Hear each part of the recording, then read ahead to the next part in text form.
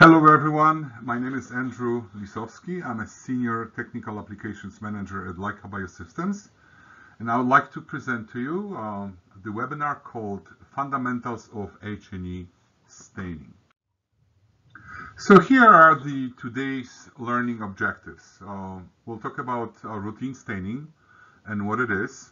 We'll talk about the workflow and all the steps leading to the staining within that workflow. We'll talk about the proper techniques and common mistakes made during the processing and microtomy that might and will affect staining.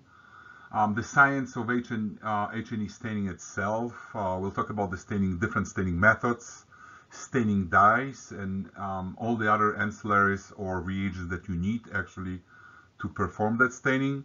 And I'll show you some good examples of the standard protocols, the protocols that uses xylene substitutes, and also protocol for frozen sectioning. And in the end, of course, we'll go briefly on the most important things that we've discussed today. So routine staining plays a critical role in our tissue-based diagnosis or research. And you can see unstained tissue really doesn't tell you much unless you give it a coloration. And this is the H&E stained tissue. And I keep saying routine staining. So what does it mean, routine staining? Why do we say that? Routine, it is because it is the most common way of giving a coloration to otherwise transparent specimen.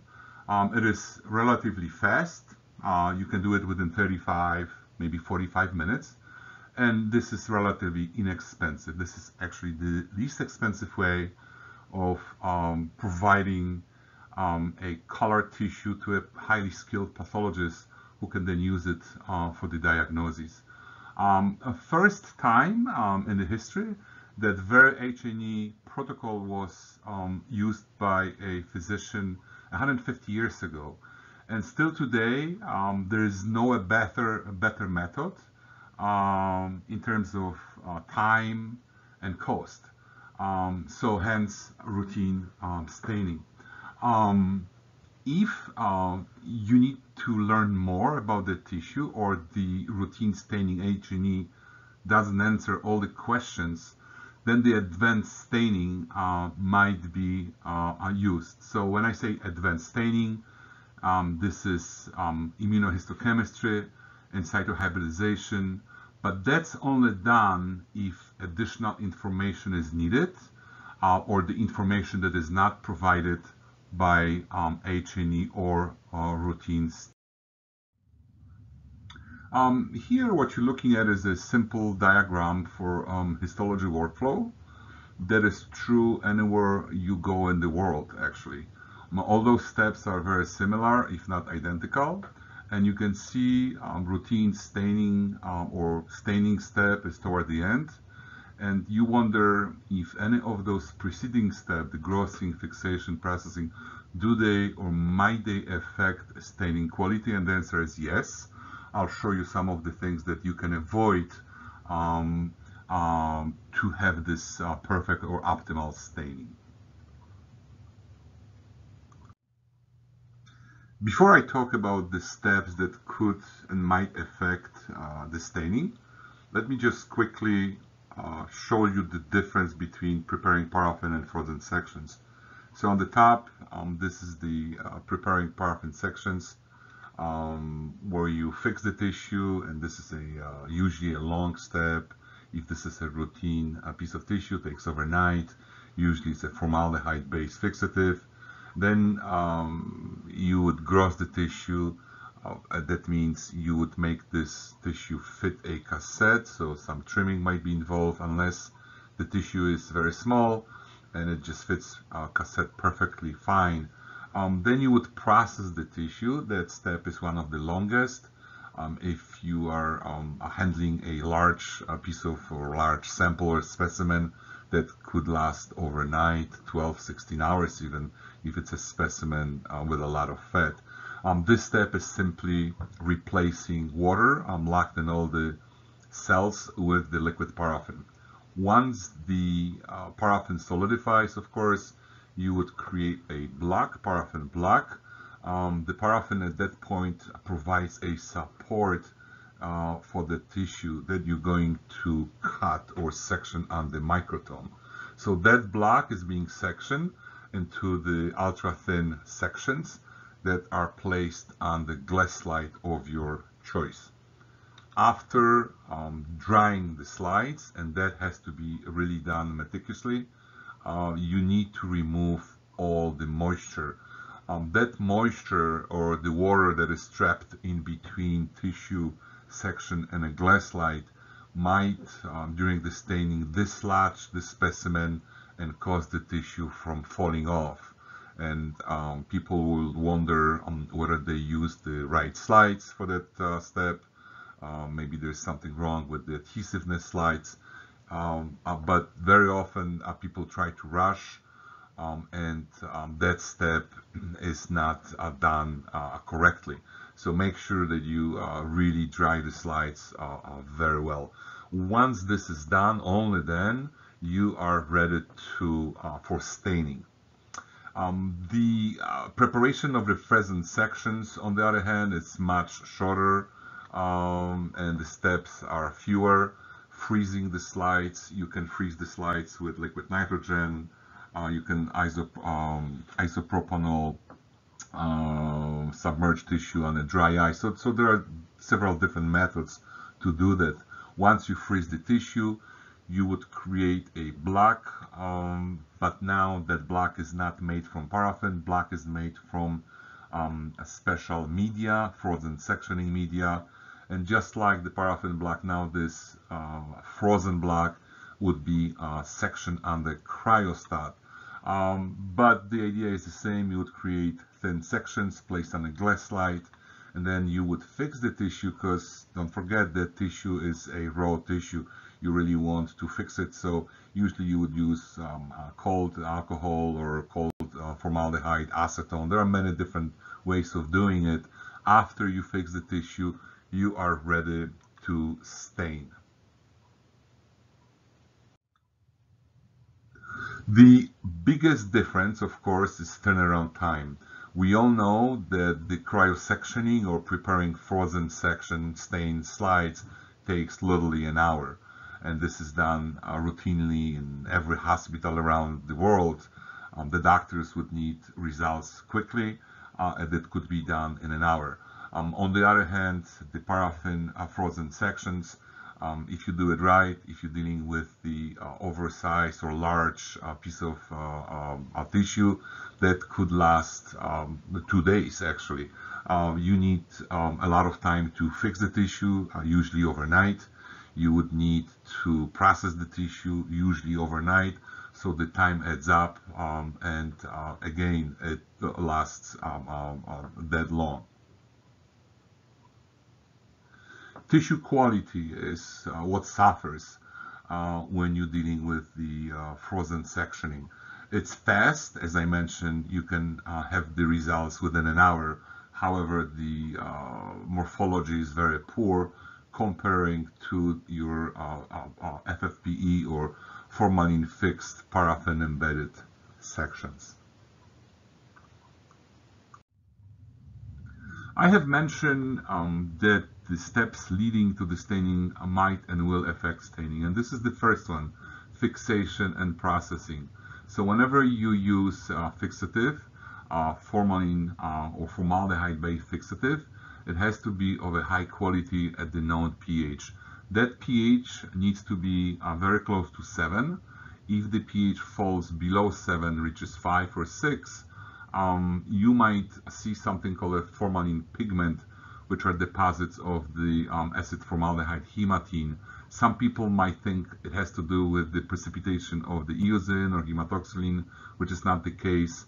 It's simply a formalin that has a lower than nominal or optimal pH.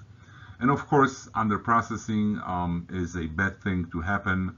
Not all the water is removed from the tissues, and tissues they are under process will display lack of nuclear definition, and it's really you would have to repeat the processing and staining. People that work with inside the immunohistochemistry labs, they know very well that over-fixation is a bad thing. Formalin is a cross-linker, and the cross-links that are created over the antigens, they mask or hide the antigens from the antibodies. So be aware and monitor the fixation time when you're dealing with the tissue that will be or might be eventually submitted for the immunohistochemistry application.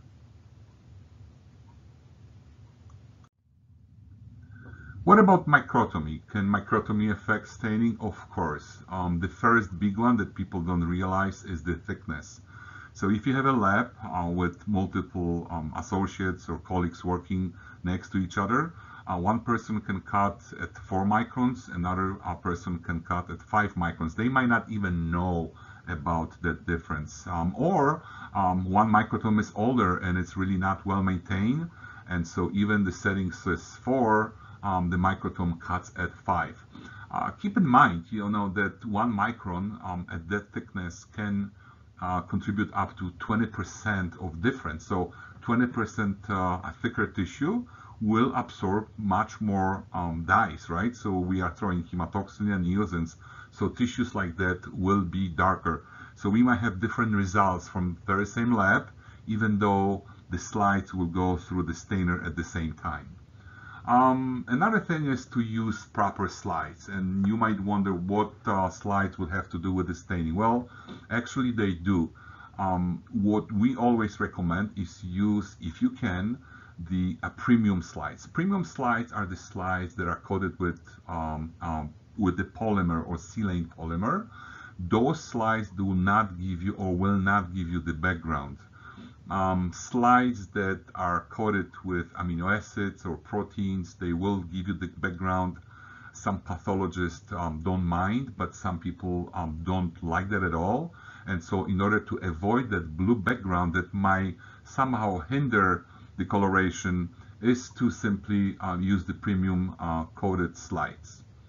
What about additives that many people adding to their water beds are always protein based, and similarly to the glass slides coated with proteins, amino acids, they would also give you the background. So keep in mind, if you see a slide that is too blue, or you have the blue background and nothing to do with the hematoxylin leaking, or maybe enough reagent exchange during the staining, it might actually have to do with too much proteins in your water bath that are absorbing hematoxylin that has high affinity to it. So another thing to keep in mind.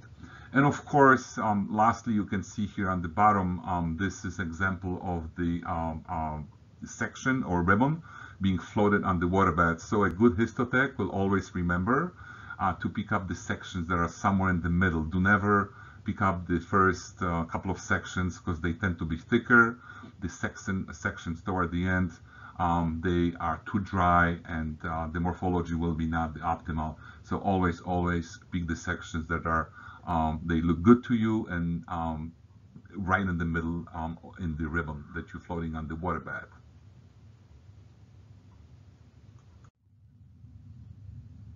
Okay, so let's take a closer look at the staining procedure step by step. So what I have done here, I created a simple standard protocol that will show you different steps and different chemicals involved in the process. So the first couple of 3 steps are solvents. Usually that solvent is xylene. So people call it dewaxing steps or simple deparaffinization, and that's done to simply remove paraffin from sections that are here to the glass slides. Usually those 2 or 3 steps, they do not take much time. People set the stainers. I've seen 1 minute per station. I've seen 3 minutes per station. Pretty much a simple process. Make sure that you use a good quality solvent for that step.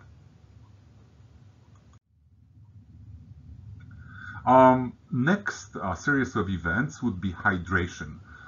This is simply introduction of water into the tissue sections because the hematoxylin, which is coming up down the line, is an aqueous solution based on water.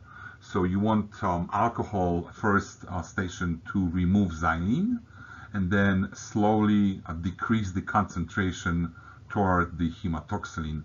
So what people usually do, they would put 100% alcohol, then another 100%, and then maybe a third one with 90 or 80. A little bit of water that helps to introduce slides to the next couple of steps.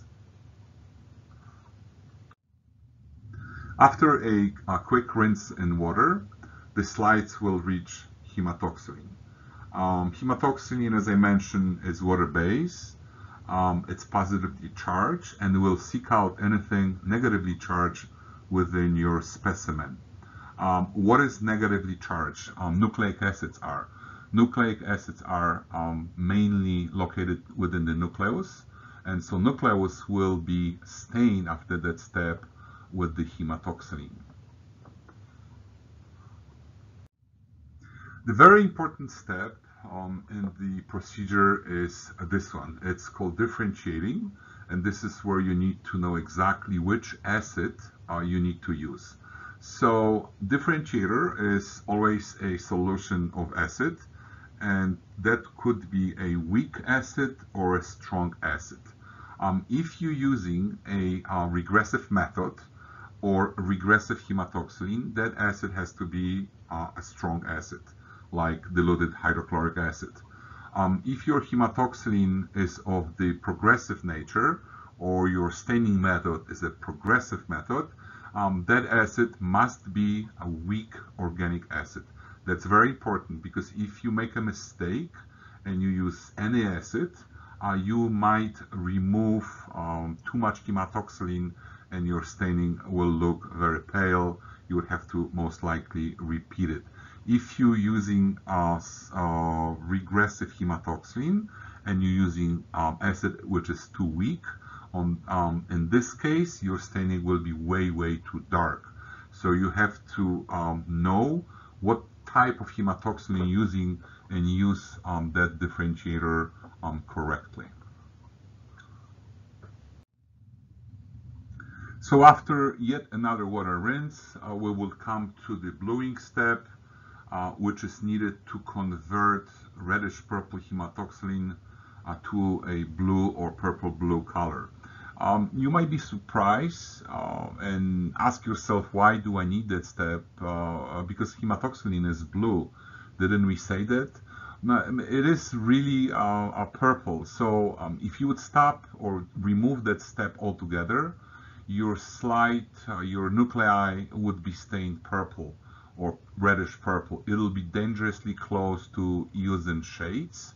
And so in order to avoid or distinguish hematoxylin better from eosin, you would have the bluing step to convert reddish purple again into the perfect blue color. So you need that step for that reason, to distinguish hematoxylin from eosin on a better level. That step is a pH dependent, and that conversion happens at the pH of 8. People would use ammonia solutions, tap water, which is really not a good science because you never know what your village, city, or precinct will do to your tap water. One day they might add chlorine to kill bacteria, and you will have very weak and pale staining, and you will wondering, is this the staining protocol that you're doing, or maybe bad reagents? As a matter of fact, that happens because the water, tap water, now has a different pH, and it's basically changing your solution. So a smart thing is to use commercially prepared bluing buffers. They are fairly inexpensive. Very often they come in a 20x or concentrated version. So this is what I would highly recommend. If you are using an alcoholic eosin, you do need neutralizing step. This step is used to introduce the slides to an alcoholic environment now, because eosin, most of them are between 80 to 95% alcohol. So you don't want to jump straight from water to eosin. You need a 95% alcohol before eosin. And of course, if your eosin is aqueous or water-based, you do not need that step. You straight from water rinse, you can send your slides to the secondary staining, which is eosin. As a secondary staining, eosin stains almost everything that hematoxylin will not stain. When done correctly, you should have 3 different hues or 3 different tones that would differentiate different proteins within the your specimen. So you can easily, or you should be easily distinguish, for example, red blood cells from the muscle cells and collagen. That's because those proteins are differently made. They have different structures, and they would absorb eosin at a different rate. So again, a good staining eosin would give you at least 3 different distinguished tones or hues. Following eosin staining, you would normally see alcohols. These are called dehydration steps, and these are to remove water from the tissue sections. Normally, you would see a couple of hundred percent alcohols. Sometimes the very first alcohol is 95, but usually you need 2 or 3 steps to remove water and prepare the slides to enter the next 2 steps, which are solvents. Okay, and we're almost done. What's needed to finish this procedure is to send the slides through the couple of stations full of solvent. Most likely would be xylene. Whatever you do, make sure that that solvent that you use in the last 2 or 3 steps is miscible or compatible with the mounting media that you're going to use later on. That basically concludes the procedure step by step. So let's talk about staining methods. Okay, so let's talk about the methods. The methods depend on the hematoxin that you use, personal preference, or just simply by convenience. The very first and very popular is the regressive method. This is where you purposely overstain the slides in a hematoxylin, and a prime example of the hematoxylin that is regressive would be Harris hematoxylin. You would overstain the slides. You can keep the slides for 5-10 minutes, doesn't matter, because the very next step would be a strong acid, and this is to remove the excess of the dye, to remove the excess of the hematoxylin. After that, you just follow with the bluing agent to convert that purple into the blue.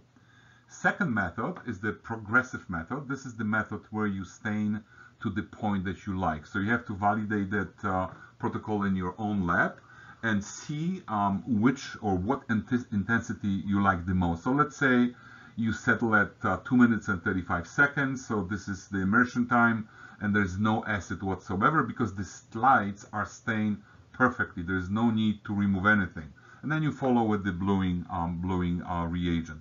The method that is now the most popular, seems like, is a progressive method with the regressive element. So you do stain the slides to the point that you like. So let's say 30 minutes, 2 minutes, 35 seconds.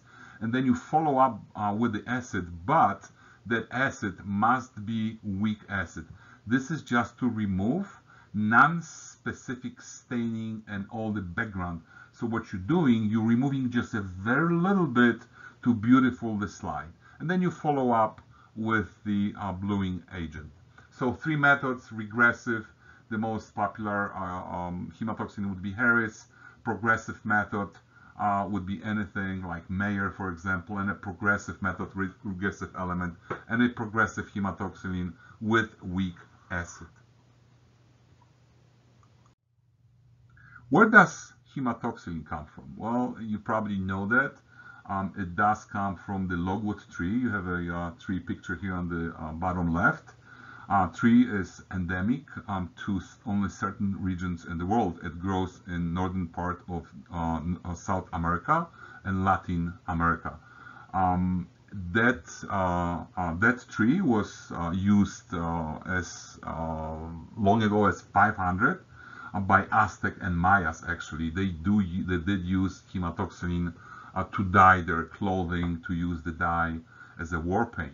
But again, hematoxylin per se, it's not a dye yet. It needs to be oxidized. So oxidized meaning it needs to be exposed to the oxygen. So 500 years ago, when Mayas and Incas used it, they would just let the tree die, and the tree would be lying on the forest and exposed to the air. And after approximately 2 months, it'll turn into something that actually will become a dye. We don't have 2 months to wait, so in the lab we use a chemical, an oxidizer, to make that happen within hours. So a couple of hours, and hematoxylin becomes hematine. And this is simple here, a little chemistry for you, so you can see hematoxylin structure on the left, oxidation, and then it becomes a hematine. You can see not much of a change, just there is an oxygen atom added to that benzene ring. So as a good wine, this hematoxylin ripens throughout its life. It's just a natural process. So sodium iodide that is used as an oxidizer in our industry turns hematoxylin in hematine. So when you see sodium iodine listed as SDS, don't panic. This is something that this hematoxylin needs throughout its life, because it's constantly being ripened or ripens or change its structure from hematoxylin to hematine. But it's not, it's a dye, but it will not really cling or hang to the clothing or tissue forever. You need something called a mordant, and it comes from the French word to mordre, or to bite or grip. And typically, most of the manufacturer would use aluminum or maybe iron. So this is how it looks. So you have the hematine, and then you have the aluminum attached to the structure of the hematine. So now at that point, only on that point, this is now the dye that really does the job for us. This is the dye that clings to the phosphate groups of DNA to give this coloration. And as an effect, it stains blue. It says blue, but we know already it's not really blue. It's really purple. In order to become blue, of course, we already know that you need that bluing agent just for a minute or two to convert that purplish blue to perfect blue. So staining does not happen randomly. The dyes use the differences in chemistry to attach themselves to the tissue components.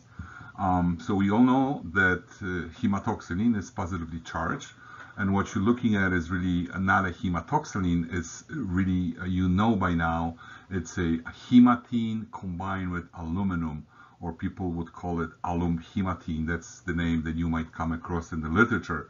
So, but let's just stick to the name hematoxylin. So positively charged hematoxylin would bind to anything negatively charged within the tissue. And of course, we all know already that what's negatively charged are nucleic acids. So positively charged hematoxylin, negatively charged chromatin or DNA or RNA within the nuclei would give you this blue stain. The eosin, on the other hand, is synthetic dye, which is negatively charged, and of course overlay on the tissue will seek out anything that is positively charged. and most of the large proteins are positively charged. So as you see, H&E or hematoxin and eosin will completely stain the entire sample, either with tones of red or purple or blue, reddish blue hematoxylin. So the picture here, what you see is the hematoxylin binding to the target. So you can see double-stranded DNA. That's the target. Hematine or alum hematine binds to the. So this is what we want. Unfortunately, the same molecule also likes to bind to the large proteins that are also negatively charged, and mucins as well. So this is something that we don't want, right? This is something detrimental. We would call it background. So what do we do about it? That background could be easily removed by placing the slides in a acidic solution. Again, hopefully this is a weak organic acid, and if you do it smartly, you can remove or cut that bond, and you can see that here I'm cutting the bond by, let's say, 30 seconds or 60 seconds in a weak acid. This is how the progressive staining or progressive method with the regressive element works. Long enough to cut the bonds of the hematoxylin to the large proteins to clean the background. If you continue, or if your immersion times are too long, let's say, oops, you forgot, you walk away for lunch, or you use wrong acid, that scissors, that acid will continue to cutting the bonds, and what happens is you can just detach the hematoxylin from the target, from the DNA. So again, immersion is too long, or wrong acid, stronger acid that it's supposed to, you can do more damage, and as a result, there'll be very weak to no hematoxylin staining. Good example of a couple of pictures of the background. So picture on the left, you can see this is a GI tract, goblet cells. They do contain mucin, mucopolysaccharides or mucins. These are negatively charged large proteins. They love hematoxylin. So they will stain blue. You can see that clearly here now. But if you take that very same section and put it inside a cuvette containing weak organic acid, ta-da, you have the background-free goblet cells. So you might argue that the stain on the left, it looks good, and you would be right, but the picture on the right now is also beautiful, and it's much cleaner, and a pathologist might spend less time looking through the slides like that. And this is a good example here on the right. This is a GI tract again. You can see all those goblet cells cleaned from mucin. This is a good example of the tissue or the stain that removed all of the background staining. I've mentioned the importance of the bluing just a few seconds ago. So let's just spend another minute on the subject. So the bluing is necessary to convert this reddish purple into the crisp blue color. It is pH dependent. That conversion happened at the pH of 8. And why is it important? Because those people who use tap water, one day they might see very pale staining, and that's because one day city or a village might add a chemical to the water source, changing the pH or changing it to the acidic side. So when you have the water that is acidic, your staining will be very pale. Sometimes you will wonder what happened, and you will try to correct the protocol. So pay attention to your tap water, check that pH weekly. Ammonia water tends to be, in my mind, too high, the pH too high. When you use, people that use ammonia water, a bluing agent or bluing agent based on ammonia, might experience tissue loss because of the high pH the tissue detaches from the glass slides. So what I would recommend to use commercial products that are more effective at maintaining that a perfect pH of 8.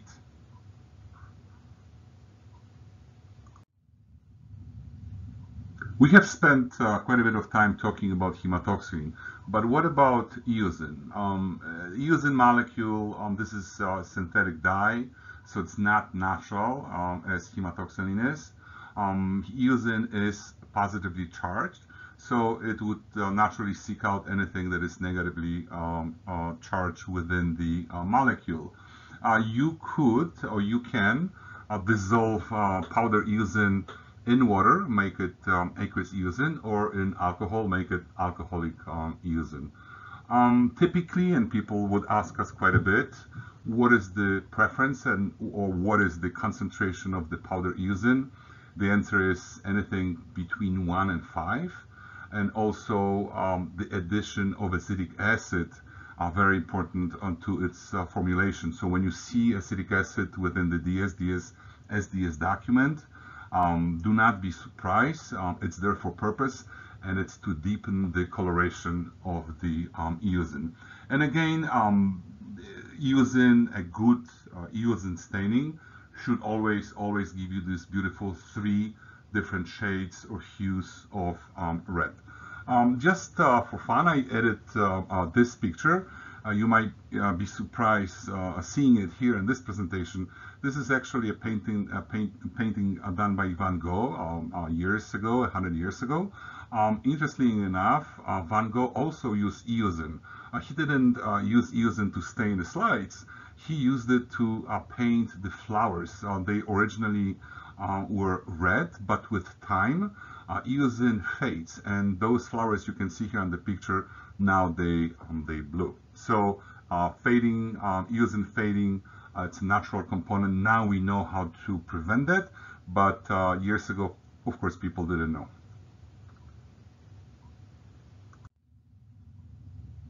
Let's look at 3 different colors that eosin should give you. Number 1 is the example of the connective tissue. You can see arrow number 1, kind of light, pink, maybe a little orangey. Number 2 would be a cytoplasm, or also a muscle would stain with the same color. It's a paler shade, maybe of pink. And a third coloration or hue would be the red blood cells or erythrocytes, intensely red. You can make them up right away. And of course, all that is complemented by the beautiful blue that comes from the hematoxylin, and you can see the arrow on the bottom. So let's talk about the protocols now. So these are just examples of the protocols. You can see this is a protocol. I think it's a 30 minutes protocol, progressive protocol. So again, progressive protocol means there is an exact time, and you can see here in the yellow cells, exact time. So whether this is 2 minutes and 45 seconds or 2 minutes or 4 minutes and 5 seconds, the time is always exact, and you can see following the hematoxylin, there's water wash and a bluing buffer. So there's no acid of any kind. Now the progressive protocol with the regressive element, this is almost identical. The only changes are 2 additional steps. You can see row number 8 is a water wash after hematoxylin. Then in the blue is a weak differentiator. This is a weak organic acid. Usually it takes about a minute, let's say from 30 seconds to 90 seconds, and then it follows by the wash. So if you compare the number of steps between progressive and a progressive with regressive element, you can see 2 extra steps being just a weak differentiator or weak acid and a water that follows it. So that's the difference.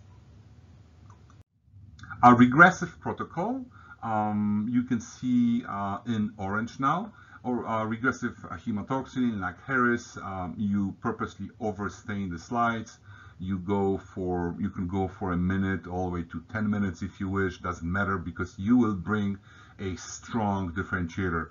And I mentioned it already, that differentiator would be a strong acid, most likely diluted hydrochloric acid.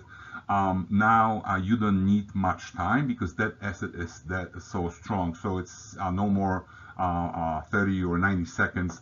It's literally few dips, 3 seconds, maybe 10 seconds tops. So again, regressive hematoxylin followed by a strong differentiator. A protocol with the aqueous alcohol, people ask me, okay, what about the eosin that is dissolved in water? So you can see here in green on the right, the aqueous eosin is basically flanked by water. So you have to, this is row number 12. There's a water wash.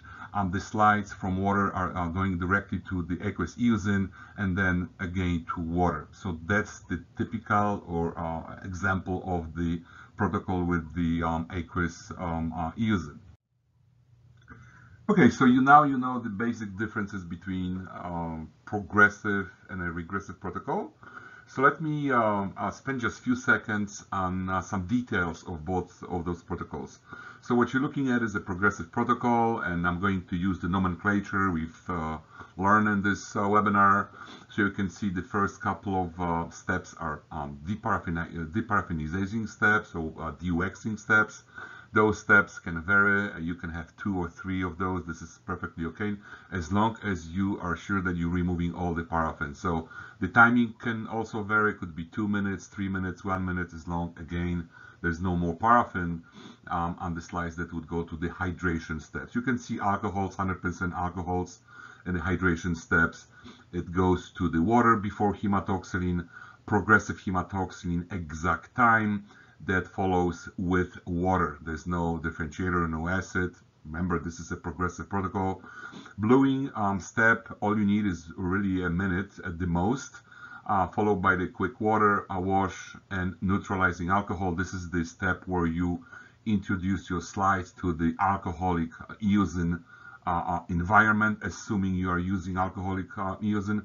And then the very important step, this is row number 13. This is 95 or 100% alcohol.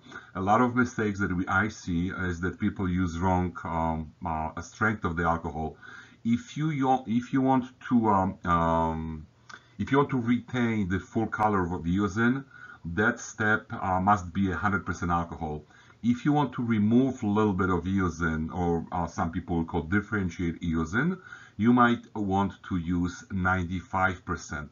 Some people would make a mistake and use 80 or 70% alcohol. That strength will remove eosin from already stained slides. So be aware which alcohol you use. Again, 100% will not remove any eosins, 95 just a little bit, and then you would move to 100 alcohols to clean the slide, and then the couple of last steps would be xylenes, right? And again, times could be different from lab to lab. Keep in mind, if you use xylene substitute, you need at least 3 steps, and the times must be extended because xylene substitutes don't work as efficient as the typical solvent like a xylene does. This protocol is just like the one you've just seen seconds ago, except 2 extra steps. That makes a protocol with the regressive element. Those 2 extra steps are weak differentiator, which is a weak organic acid like an acetic acid, followed by water. This is to remove any background on your slides, and the background could come from the positively charged large proteins, or your adhesive slides, your amino acid or protein coatings. So that's the only difference, those 2 steps.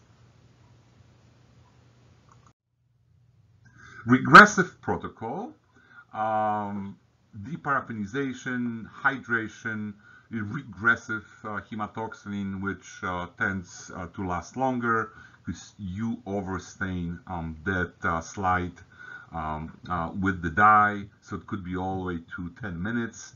After water wash, it's very important, crucial, that it has to be a strong differentiator. So again, most likely hydrochloric acid, followed by the water, and again, time is very short because that alcohol is so strong. 3 seconds, maybe 4 or 5, all the way to 10, but you don't need that step to last any longer than that. Other than that, the regressive protocol will be identical. Keep in mind again, designing substitutes needs more time. Keep in mind that the alcohol that follows alcoholic eosin is very important. Do not make a mistake to have the alcohol that is 70 or 80%. That is because eosin has a higher affinity to water than to alcohol. So if you have the alcohol that contains 20-30% of water, that eosin will leave the slides to join the water environment. So keep that in mind as well. This protocol is for those of us who prefer aqueous eosin. And let me just spend a couple of seconds on the difference in staining. People would say, hey, why would you use aqueous eosin other than it's maybe safer to handle versus alcoholic eosin? So some people, it's personal preference.